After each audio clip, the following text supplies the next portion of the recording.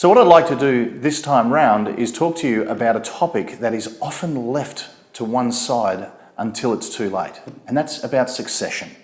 Succession is all about what you plan to ultimately do with your business. Now, quite often when we think about succession, we go, that's some time into the future. The reality is that the future creeps up really, really quickly.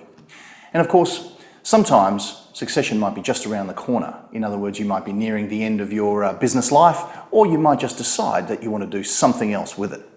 So what I wanted to do was just quickly cover off a few things that you really need to start thinking about no matter where you are in your business. And I'm brought back to a famous author, Stephen Covey, who wrote a great book called The 7 Habits of Highly Effective People.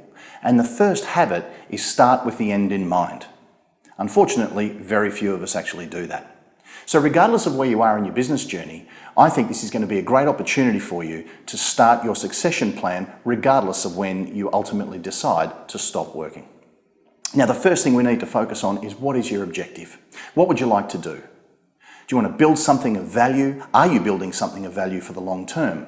Would you like to ease into retirement, or just simply be able to live the lifestyle that you ultimately desire?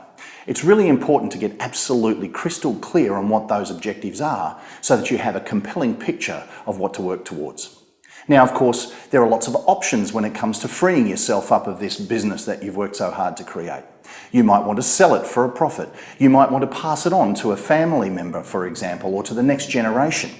Or you may decide that you want to actually groom someone from internal so that you could then pass this business on and keep your legacy going in the community that you would no doubt be known for.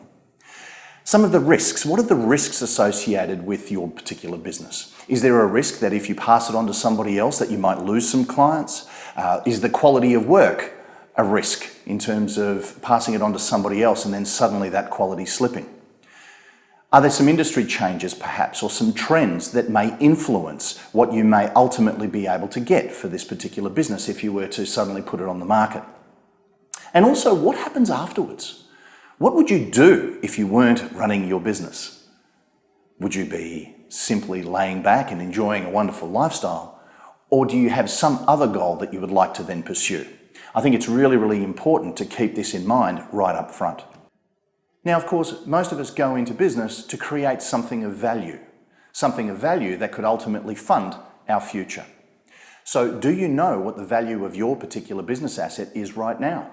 If not, it's something that you really do need to start thinking about. But then also have a think about, does the value of my business equate to sufficient finances for the rest of my life, or for the rest of the goals that I might have for myself? It's important to then think about, well, what improvements do I need to make? How reliant is the business on me?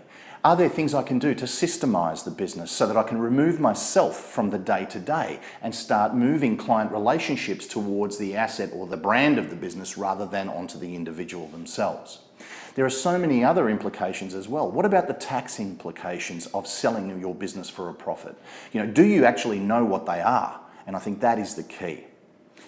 There are plenty of people to help you right here in the firm. So feel free to reach out if succession is something that you need to focus on. And remember, succession is not a simple fix. It's a planning process. It's a process that takes time, and we can help you with that.